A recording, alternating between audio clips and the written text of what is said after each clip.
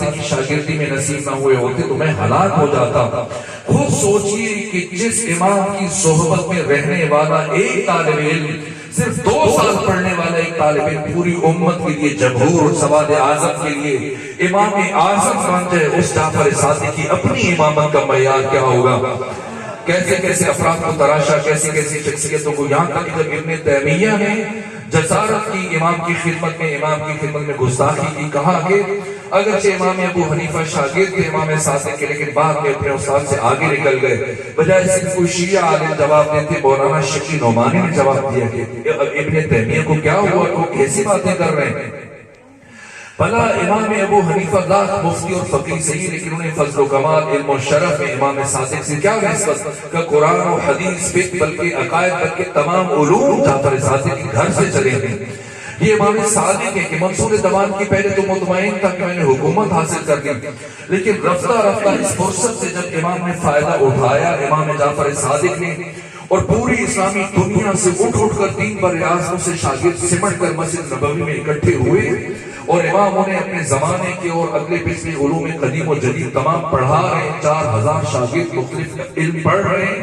اب جو بھی پلٹ کے جا رہے ہیں اپنے اپنے علاقے میں، جہاں جہاں راوی کہتے ہیں میں مسجد کوفہ میں داخل ہوا، جہاں ہزاروں افراد ٹولیوں میں بیٹھے ہوئے علمی گفتگو کر رہے تھے، لیکن میں جہاں سے بھی گزر رہا تھا ہر ایک کی زبان پر ایک ہی لفظ تھا، قال الباقر قال الصادق، قال الباقر قال الصادق۔ محمد باقر نے یہ کہا، جعفر صادق نے یہ کہا۔ پوری اسلامی دنیا میں یا امام صادق کے شاگرد ہیں یا آپ کے شاگردوں کے شاگرد ہیں، وہ عزت و وہ مقام، وہ رفعت و بلندی، وہ عروج و عروج و رفعت و معراج، جس کے باعث عباسی خلیفہ منصور دوان کی چکرا کے رہ گیا۔ رفتہ رفتہ جب اسے اندازہ ہوا کہ میں تو صرف لوگوں کے جسموں پر حکومت کر رہا ہوں، اور اس وقت اسلامی دنیا میں اگر کوئی شخصیت لوگوں کے دلوں پر حکومت کر رہی ہے تو صرف جعفر صادق ہے۔ اس لیے امام کو لاجواب کرنے کے لیے کل میں نے آپ کی خدمت میں عرض کیا، آپ ہی کے شاگردوں میں کوئی عالم نہیں مل رہا اس وجہ سے امام کے مقابلے میں آئے، لے کے آئے، بلاخر انہی میں سے ایک فرد کا انتخاب کیا۔ امام ابو حنیفہ کو کہا کہ میں آپ کو امام اعظم کا خطاب دوں گا، سرکاری سطح پر آپ کی امامت کا اعلان کروں گا، میں آپ کو بہت سارا انبار اور انعامات اور تحائف پیش کروں گا۔ اب کسی طرح سے میرے دربار میں خواص کے سامنے، گورنروں کے سامنے، وزیروں کے سامنے، مشیروں کے سامنے جعفر صادق کو لاجواب کر دیجئے۔ یہاں تک جو سوال ہوئے 40 سوالات جن سے یہ، یہاں تک کہ آخری سوال یہ پوچھا کہ اے جعفر صادق بتائیں کیا انسانوں کے اعمال، جہاں پر کل میں نے گفتگو چھوڑ دی تھی، کیا انسانوں کے اعمال مادی ہیں یا روحانی ہیں؟ فرمایا روحانی اور معنوی ہیں، انسان کا عمل مادی نہیں ہوتا۔ تو کہا پھر اللہ کو یہ کہنا چاہیے تھا کہ قیامت کے دن اعمال کو گنا جائے گا، لیکن اللہ نے کہا کہ قیامت کے دن اعمال کو تولا جائے گا۔ مادی چیزوں کو تولا جا سکتا ہے، اگر اعمال روحانی ہے تو انہیں کیسے تولا جا سکتا ہے؟ اللہ کو فرمانا چاہیے تھا کہ قیامت کے دن اعمال کو گنا جائے گا، بھلا وہ کیسا میزان ہے؟ کہا ابو حنیفہ ہوشیار ہو جائیے، وہ میزان جس پر قیامت کے دن ہر انسان کے عمل کو تولا جائے گا وہ ہم محمد و آل محمد کی ولایت کا میزان ہے۔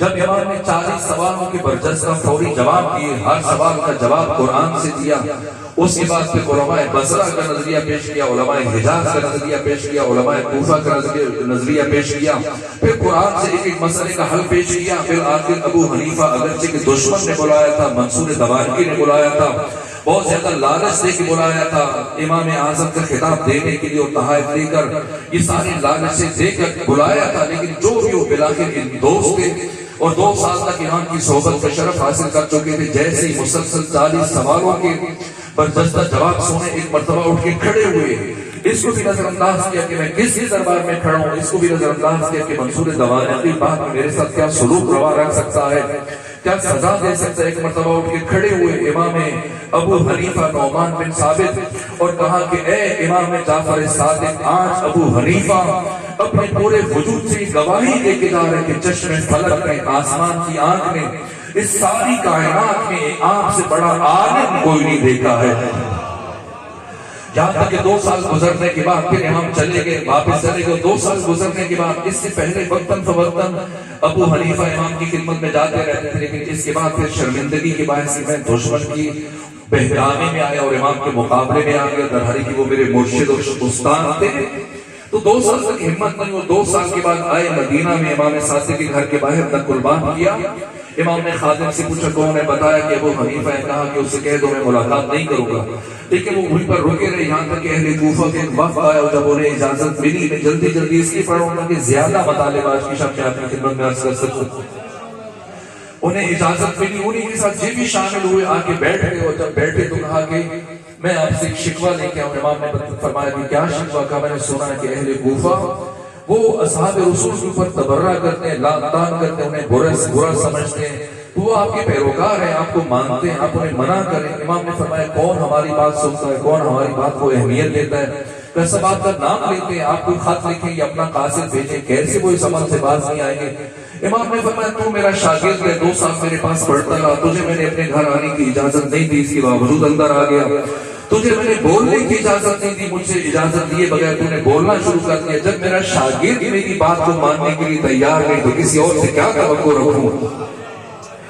کہے ابو حنیفہ میں نے سنا ہے کہ تو آج کل فتویٰ دیتا ہے اور امامت کا دعویٰ رکھتا ہے۔ کہا ہاں میں امام ہوں اور لوگوں کی رہنمائی کرتا ہوں، فتویٰ دیتا ہوں۔ کہا اگر تم امام ہو تو یہ بتاؤ کہ اگر کوئی شخص حالت احرام میں ہرن کے اوپر والے دانت توڑ دے تو اس کا کفارہ کیا ہے؟ سوچ میں پڑ گئے ابو حنیفہ، اور کافی دیر سوچنے کے بعد کہا کہ مجھے اس سوال کا جواب معلوم نہیں۔ امام نے تبسم فرمایا، کہا رہے ابو حنیفہ آپ کو تو یہ بھی معلوم نہیں کہ ہرن کے اوپر والے دانت ہوتے ہی نہیں ہیں؟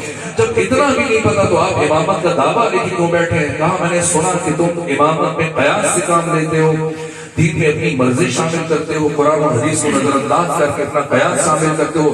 میں کیا کروں جب ہمیں قرآن سے حدیث سے کسی مسئلے کا حل نہیں ملے گا، کسی مسئلے کا جواب نہیں ملے گا، پھر قیاس کے علاوہ ہمارے پاس راستہ نہیں ہے۔ امام نے فرمایا اگر تمہارا اپنا قیاس ہے تو یہ بتاؤ کہ قتل بڑا جرم ہے یا بدکاری بڑا جرم ہے؟ کہا کہ قتل بڑا جرم ہے۔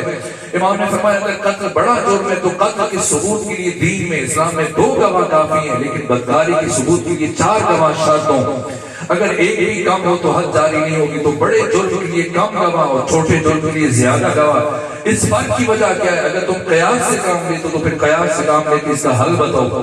اب کہا کہ مجھے اس کا جواب نہیں پتا۔ کہا کہ اچھا یہ بتاؤ عورت کمزور ہے یا مرد کمزور ہے؟ کہا عورت کمزور ہے۔ تو کہ جو کمزور ہے اس کا میراث میں حصہ کم ہونا چاہیے اور جو طاقتور ہے اس کا میراث میں حصہ زیادہ ہونا چاہیے۔ کہا ایسے ہی ہے۔ کہ لیکن برعکس ہے۔ امام نے فرمایا برعکس ہے، عورت جو کمزور ہے اس کا حصہ میراث میں کم ہے، مرد طاقتور ہے اس کا میراث میں حصہ زیادہ ہے۔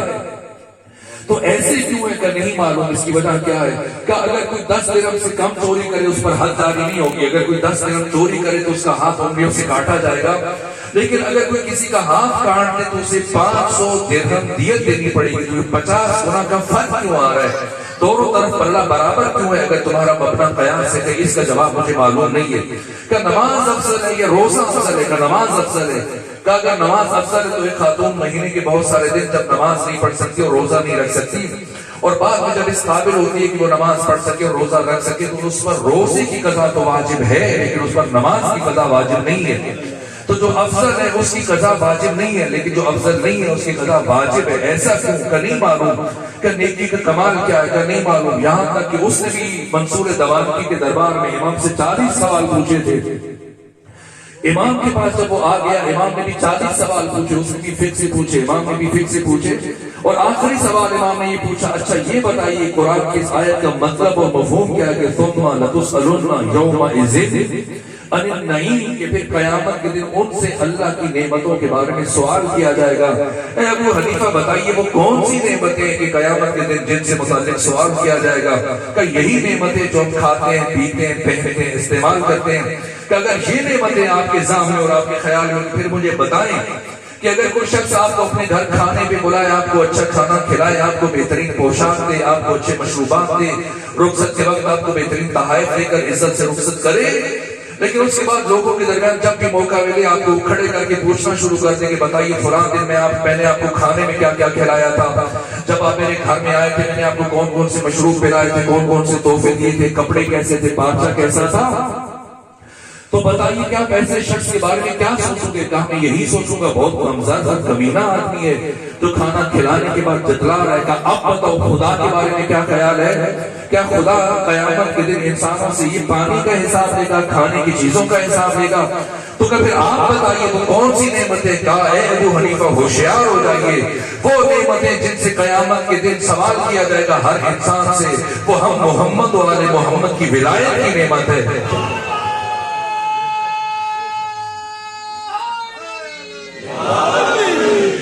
طرح سے امام کی ابوت، امام کی عظمت، امام کی جلالت دن بدن بڑھتی چلی گئی، امام کی طرف رجوع بڑھتا چلا گیا۔ ہر طرف سے پوری اسلامی دنیا سے تین بر اعظموں سے علم اور معرفت کی متلاشی، علم اور حکمت کی پھوگا سمٹ کر امام کے گرد اکٹھے ہونا شروع ہوئے، اور منصور دوانکی کو اپنا وجود بے معنی نظر آنے لگا کہ میں تو لکڑی کے تخت کے اوپر بیٹھا ہوا صرف لوگوں کے جسموں پر حکومت کر رہا ہوں۔ اگر اس وقت اسلامی دنیا میں کوئی شخصیت لوگوں کے دلوں پر، ان کی روحوں پر، جانوں پر حکومت کر رہی ہے تو وہ فرزند مصطفیٰ امام جعفر صادق ہیں۔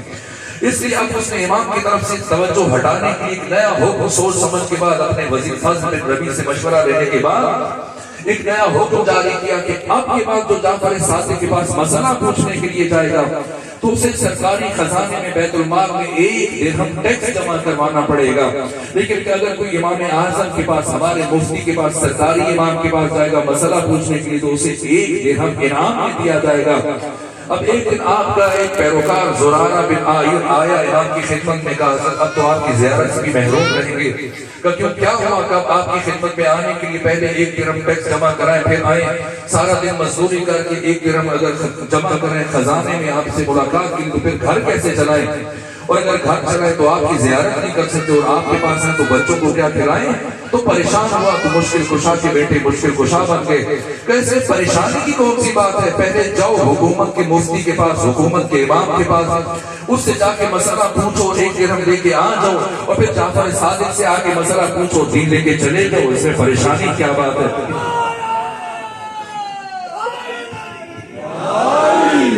اب جب حاکم وقت نے دیکھا کہ اس کا یہ انداز ہی ناکام چلا گیا تو پھر اس نے قبیلہ بنو ثقیف کے جو بادیہ نشین ہیں، جھکی نشین، غریب اور مستضعف افراد جو امام کی امامت اور ولایت کو نہیں مانتے تھے، ان میں سے 100 افراد کو اکٹھا کیا۔ بھوکے افراد تھے، بے بہرہ لوگ تھے، توحیدہ تنگ دامن غریب افراد تھے، فقیر لوگ تھے، انہیں لالچ دلائی کہ اگر ایک دشمن خدا میرے دربار میں آنے والا ہے اور تم ان سب کو تلواریں دی کہ تم جیسے وہ آئے اس پر ٹوٹ پڑو، سب مل کے اسے قتل کر دینا، میں تمہیں غنی کر دوں گا، مکان بنوا کے دوں گا، تمہارے لیے روٹی اور لباس کا انتظام کروں گا۔ یہاں تک کہ 100 افراد کے ہاتھوں میں جن کا تعلق قبیلہ بنو ثقیف سے تھا تلواریں دی، اور جیسے امام صادق کو بلایا اور اب اشارہ کر رہے کہ وہ آگے بڑھ کر امام کو قتل کریں، لیکن جیسے امام سامنے آئے سب نے تلواریں پھینکی، اپنے ساتھ امام کے قدموں پہ رکھے اور امام کے ہاتھوں کے بوسے لینے لگ گئے۔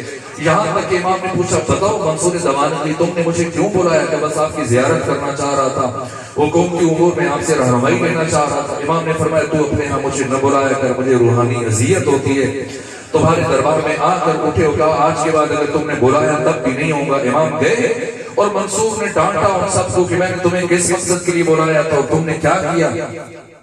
میں نے کہا تھا کہ دشمن خدا ہے اس کو قتل کرنا ہو، تم سب اس کے ہاتھ چوم رہے ہو، اس کے سامنے جھک رہے ہو، اس کا ادب کر رہے ہو، تعظیم بجا لا رہے ہو۔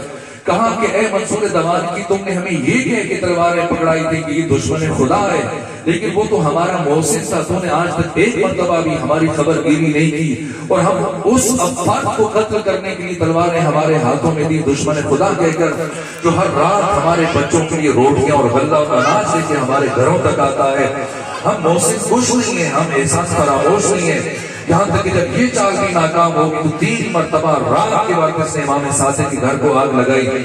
اس طرح سے وہ مرحلہ کہ پھر 148 ہجری میں امام صادق کو زہر دلوا کر شہید کروایا، اور زہر دینے کے بعد پھر اس نے جو وصیت کی ہے، منصور دوانکی نے مدینے کے گورنر محمد بن سلیمان کو جو خط لکھا، کہا کہ دیکھو کہ جعفر صادق نے جسے بھی اپنا نائب اور جانشین اور وصی بنایا ہے ابھی اس کا سر کاٹ کے میرے پاس بھیجو۔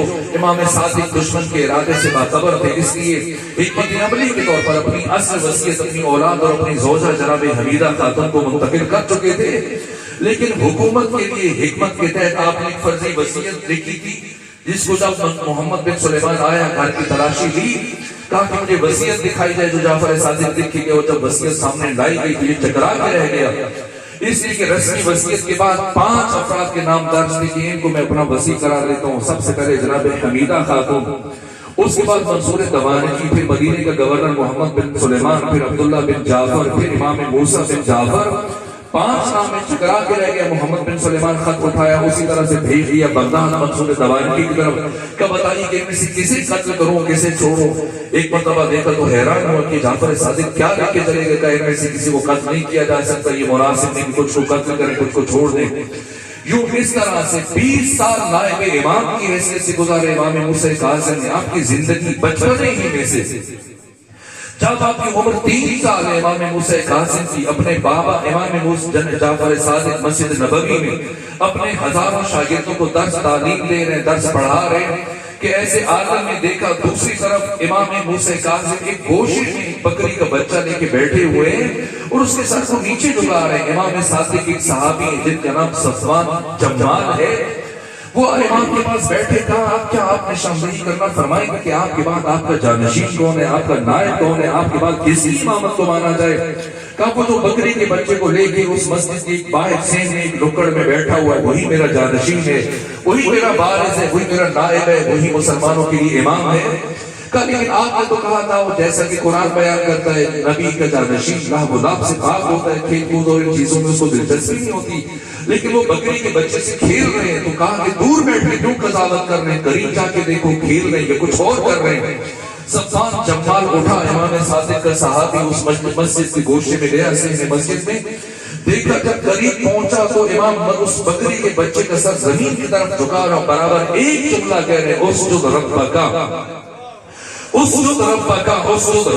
یہ سنا تو ہل کر رہ گیا, حیران ہو گیا کہ امام موسیٰ کاظم کا کیا عجیب مزاج ہے, کس طرح سے اللہ کی عبودیت اور بندگی میں رچے بسے ہیں, کس طرح سے اللہ کی عبودیت میں اس درجہ اپنے بچپنے میں راسخ ہیں کہ بکری کے بچے کا سر زمین کی طرف جھکا کر برابر کہہ رہے ہیں اسجد ربک, اپنے رب کا سجدہ کرو, اپنے رب کا سجدہ کرو, اپنے رب کا سجدہ کرو. ایک مرتبہ آنکھوں سے اشک جاری ہوئے, یہ کیسا بچہ ہے کہ تو گوارا نہیں کرتا کہ کوئی جانور اپنے مالک کو فراموش کر دے. تو جو امام ایک جانور کو سجدے کے بغیر نہ دیکھ سکے, اپنے پیروکاروں امتیوں کو کیسے تارک الصلاۃ اور بے نماز دیکھ سکتے ہیں.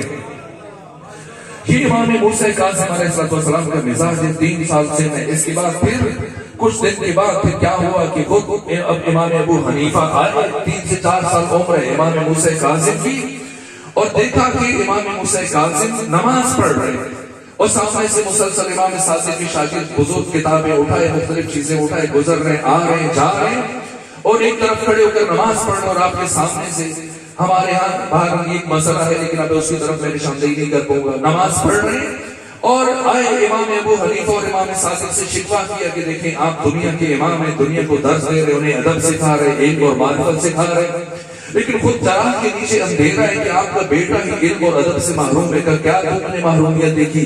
کہ دیکھیں آپ نے اپنے بیٹے کو موسیٰ کاظم کو آج تک یہ نہیں بتایا کہ کہاں نماز پڑھنی چاہیے, کہاں نماز نہیں پڑھنی چاہیے. کیوں کیا ہوا تھا, دیکھیں ایسی جگہ انہوں نے اپنی نماز کے لیے منتخب کی کہ جہاں مسلسل سامنے سے لوگ گزر رہے ہیں, یقیناً ان کا خشوع متاثر ہوگا, ان کا خضوع متاثر ہوگا.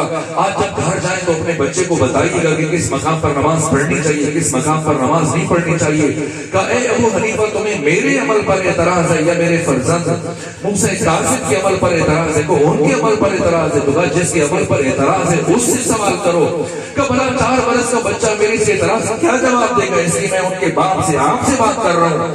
کہا کہ وہ عام بچہ نہیں ہے, وہ میرا فرزند موسیٰ کاظم ہے, اللہ کی طرف سے بھیجا ہوا امام ہے امت کے لیے, ہادی اور رہبر ہے. جیسے امام موسیٰ کاظم تشریف لائے, نماز تمام کر کے امام صادق نے فرمایا کہ ابو حنیفہ نعمان بن ثابت, ان کو آپ کے ایک عمل پر اعتراض ہے, وہ آپ سے کچھ پوچھنا چاہتے ہیں. ابو حنیفہ نے پوچھا بتائیے کہ جو آپ نے جگہ منتخب کی نماز کے لیے, یہاں تو سامنے سے لوگ گزر رہے ہیں, اس سے آپ کی نماز کی توجہ کم ہو جائے گی, خشوع خضوع متاثر ہوگا. آپ کو تو چاہیے تھا ایسی جگہ منتخب کرتے اپنے لیے کہ جہاں سامنے سے کوئی نہ گزرتا اور آپ کی زیادہ توجہ ہو جاتی.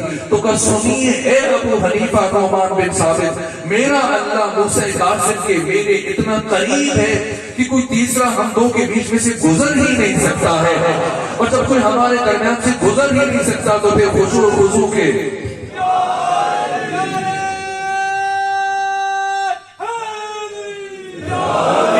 جب کوئی ہمارے درمیان میں سے گزر ہی نہیں سکتا تو پھر خشوع اور خضوع اور توجہ کے کم ہونے کا سوال ہی نہیں بنتا. اب سبکی محسوس ہوئی کہ 4 برس کے بچے نے مجھے لاجواب کر دیا. مجھے لاجواب کیسے اپنی خفت کو بٹھانے کے لیے کہا اچھا یہ بتائیے, چن کر عقیدے کا ایک مشکل ترین سوال پوچھا کہ بتائیں کہ انسان اپنے عمل میں اپنے فعل میں فاعل مختار ہوگا یا اس کے عمل میں خدا کی شمولیت بھی ہوتی ہے؟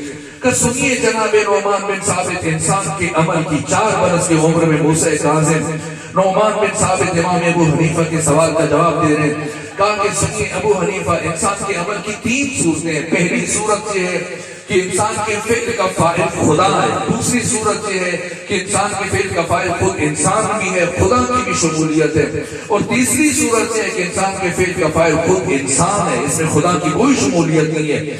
اگر فاعل خدا ہے، سزا بندے کو ملے تو یہ عدل الہی کے خلاف ہے. اور اگر فاعل خدا بھی اور بندہ بھی اور قیامت کے دن اس برے کام کی سزا بندے کو دے، خود کو بچا لے، یہ بھی عدل الہی کے خلاف ہے. لا محالہ ایک ہی صورت بچ جاتی ہے کہ انسان اپنے ہر فعل کا فاعل خود ہے، اس میں خدا کی مداخلت نہیں ہے. یہ امام موسیٰ کاظم 20 سال اس طرح سے گزرتے چلے گئے. اس کے بعد پھر آپ کی 148 ہجری سے لے کر 183 ہجری تک کے 35 سال عہد امامت ہے، جن میں سے 10 سال منصور دمانکی کے دور میں، پھر 11 سال اس کے بیٹے مہدی، 1 سال اس کے بیٹے ہادی، اور اس کے بعد پھر اسی طرح سے اپنے قاتل ہارون کے خلافت کے 13 سال، تو 23 سال ہارون نے حکومت کی، جن میں سے 10 سال امام علی ابن موسیٰ رضا کے عہد میں اور 13 سال امام موسیٰ کاظم کے عہد میں. یہ 35 سال کا عرصہ ہے.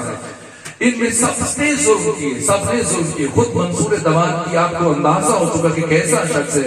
مسلسل اس کے دور سے امام کی قید کا آغاز ہوا جب پہلی مرتبہ یہ حج کے لیے آیا، اور دوران حج کے لیے پہلی مرتبہ جب ملاقات ہوئی 183 ہجری میں، جب امام کی عمر 20 سال ہے، تو یہ حج کر رہا تھا. اور اس کے آگے جبکہ اس کے ساتھ ایک بڑا لشکر تھا، سپاہی کے، فوجی تھے، اس کی حفاظت پر یہ بڑے کر و فر کے ساتھ مکہ میں آیا اپنی ابوت اور اپنی ہیبت اور اپنی طاقت کے اظہار کے لیے.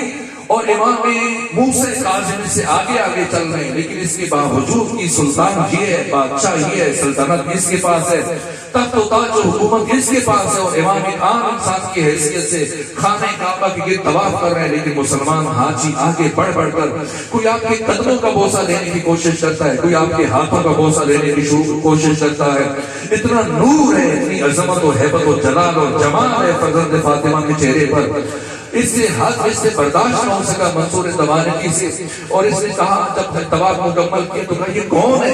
کسی شاعر نے کہا کہ تم نہیں پہچانتا کہ یہ کون ہے؟ یہاں تک کہ اس وہیں پر خانہ کعبہ کے اندر بعد از طواف اس نے جیسی حسد کی وجہ سے کہا، اے موسیٰ کاظم، میں نے سنا ہے کہ تو میرے خلاف لوگوں سے بیعت لے رہا ہے، میرے خلاف تو فوج اکٹھی کرنا چاہتا ہے، حکومت پر قابض ہونا چاہتا ہے، تو خلافت کا متمنی ہے، اور تو مخفی طور پر لوگوں سے بیعت لے رہے اپنے حق میں. امام نے فرمایا کہ مجھے علنی بیعت سے کس نے روکا ہے؟ کہا آپ کو حق کس نے دیا؟ امام نے فرمایا ہمارے حق کو چھینا کس نے ہے؟ کہ میرے ایک سوال کا جواب دیجئے، ورنہ یہی خانہ کعبہ کے اندر سب کے سامنے میں آپ کے سر کو آپ کے تن سے جدا کر دوں گا.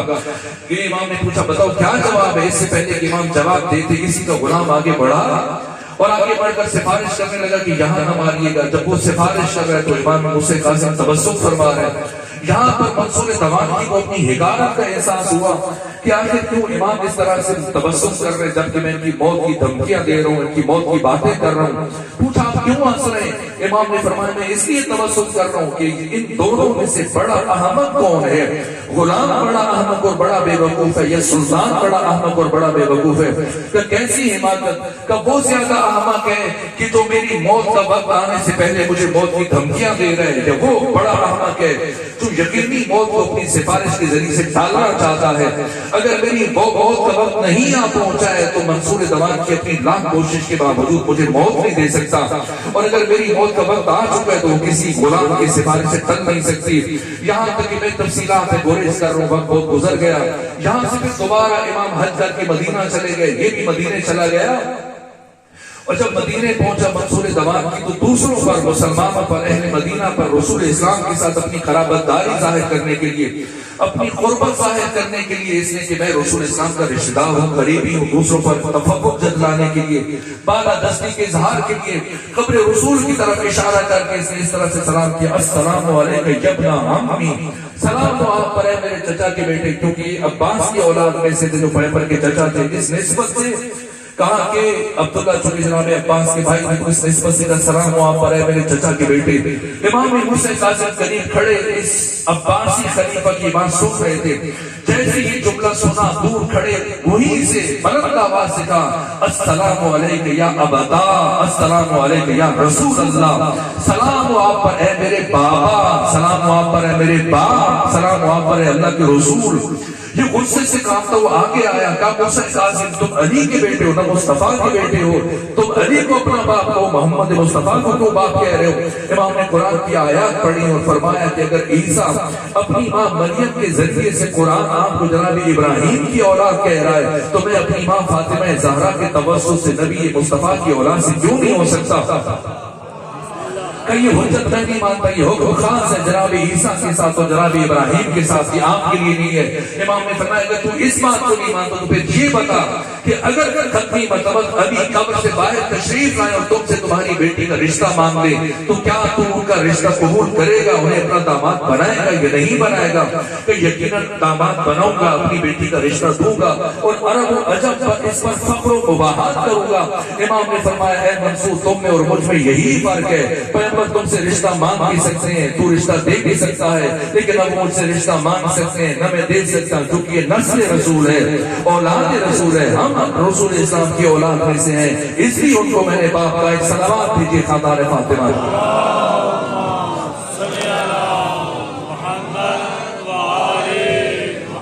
یہ امام کی عظمت ہے، امام کی حیبت. یہ مسلسل 10 سال تک منصور دوام تھی. اس کا اکثر حصہ امام کا قید میں گزر گیا. پھر اس کے بعد مہدی اسی کا بیٹا آیا. یہاں پر امام کو کچھ آسودگی ملی لیکن دوبارہ سے بلا کر مہدی بھی مجبور ہوا، اس نے بھی قید کیا.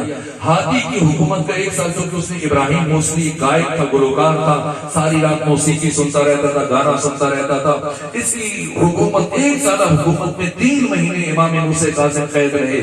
اور اس کے بعد پھر ہارون الرشید ہے جس نے مسلسل امام کو قید میں رکھا. کس طرح سے مسائل میرے عزیزوں میں محسوس کر رہا ہوں کہ میرے پاس اگرچہ گھڑی موجود نہیں ہے، وقت بہت ہوا، میں امام کی سیرت پھر کبھی توفیق ہوئی تو عرض کروں گا. یہاں تک کہ مسلسل قید میں رکھا، امام کے گھر کی تلاشی کی گئی اور 4تھی مرتبہ جب امام کو قید کیا گیا ہارون کے زمانے میں تو حالت نماز میں امام کو گرفتار کیا گیا. ایک شخص آگے بڑھا، اسی کا سپاہی حالت نماز میں امام کو دھکا دیا، یہاں تک کہ آپ کے چچا آپ کے بھائی کا بیٹا آپ کے قتل میں ملوث تھا. تفصیلات میں گریز کر رہا ہوں، انشاءاللہ آپ بعد میں بھی مسائل سنیں گے، لوہا پڑھیں گے، ماتم کریں گے. آج مصیبت کی رات ہے، پرسہ دینے کی. رسول اسلام کو آپ کے فرزند کی شہادت کا پرسہ دینا ہے. جناب سیدہ زہرا کو آپ کی بیٹے کی شہادت کا پرسہ دینا ہے. امام زمانوں کو آپ کے جد بزرگوار کا پرسہ پیش کرنا ہے. بس میرے عزیزوں بعد از شہادت امام حسین باقی تمام ائمہ سے سب سے مظلومانہ ترین شہادت امام موسیٰ کاظم علیہ السلام کی ہے. اس طرح سے کہ ہارون نے 2 الگ الگ افراد کو منسوخ کیا. ایک کاروان بصرہ کی طرف چل پڑا، ایک کاروان بغداد کی طرف چل پڑا کہ تاثر دینے کے لیے کہ اب نہیں معلوم امام کو بغداد لے جایا جا رہا ہے. بصرہ اپنے چچا زاد بھائی عیسیٰ کو مامور کیا، آپ کو بصرہ میں قید میں رکھا. لیکن 1 سال مکمل ہوا اور عیسیٰ نے ہارون کو خط لکھا کہ تو نے کیسے شخص کو میری قید میں دیا ہے جو سارا دن روزہ رکھتا ہے، سارے رات کھڑے ہو کے اللہ کی عبادت میں مصروف رہتا ہے، جو نماز فجر ادا کرنے کے بعد جب اپنا سر سجدے میں رکھتا ہے تو وقت زوال تک اپنا سر سجدے سے نہیں اٹھاتا اور آذان کی آواز کے ساتھ پھر وہ ظہر کی نماز پڑھتا ہے. ہم نے سوائے خیر کے، سوائے بھلائی کے نہ کبھی کسی کی شکایت ان کی زبان سے سنی، ہمیشہ یہی دعا ان کی زبان سے سنی. کہتے ہیں پروردگارا میں زندگی بھر تجھ سے یہ دعا مانگا کرتا تھا، مجھے کیسا گوش عافیت دے دے، ایسی خلوت دے دے جب تیرے علاوہ اور کوئی نہ ہو، میں اس تنہائی میں صرف تیری عبادت کر سکوں. پروردگار ایسی مہلت پر میں تمہارا شکریہ ادا کرتا ہوں.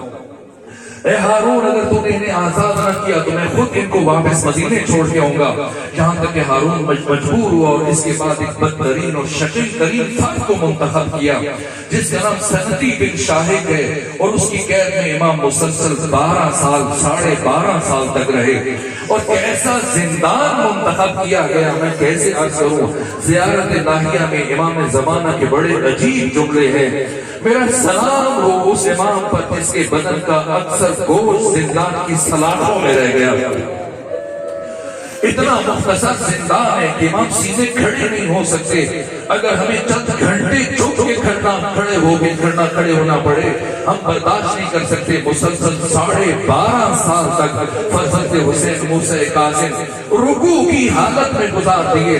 اور پھر میرے عزیزوں کیا کیفیت ہے, کئی دن تک کھانے کے لیے کچھ نہیں بھیجا جاتا ہے, کیسی اذیتیں دی جاتی ہیں. کبھی بلا کر زندان سے باہر نکال کر سندی بن شاہ اتنے تازیانے برساتا ہے کہ امام کے جسم سے اس طرح خون جاری ہو جاتا ہے. پھر دوبارہ سے اپنے مطالبات منوانے کے لیے, لیکن امام فرماتے ہیں نہیں, کبھی نہیں مانوں گا. یہاں تک کہ میرے عزیزوں 23 رجب کو امام کو زہر دیا گیا اور 2 دن برابر بھڑکتے رہے. اب گھروں میں جائیے گا اور لوہا پڑھتے ہوئے خود سوچئے گا کہ 2 دن امام نے کیسے گزارے ہوں گے. آپ جانتے ہیں کہ جب کسی کو زہر دیا جاتا ہے اسے پیاس لگتی ہے. ان 2 دنوں میں پانی کا ایک گھونٹ امام موسیٰ کاظم کو نہ دیا گیا, اور پیاس کی وجہ سے جب جام بلغتے اور زہر کا اثر تھا امام تڑپتے تھے. اور کیسا زندان تھا, چاروں طرف سلاخیں تھی, جب تڑپتے تو امام کے جسم کا گوشت ان سلاخوں میں الجھ جاتا تھا. اسی لیے امام زمانہ فرماتے میرا سلام ہو اس قیدی پر جس کے جسم کا گوشت قیمہ بن گیا تھا. اس طرح سے شہادت ہوئی. لیکن اب مجھے معاف کیجیے, میں باقی مسائل کو چھوڑ کر صرف ایک جملہ عرض کروں تاکہ مجلس کسی حد تک مکمل ہو جائے.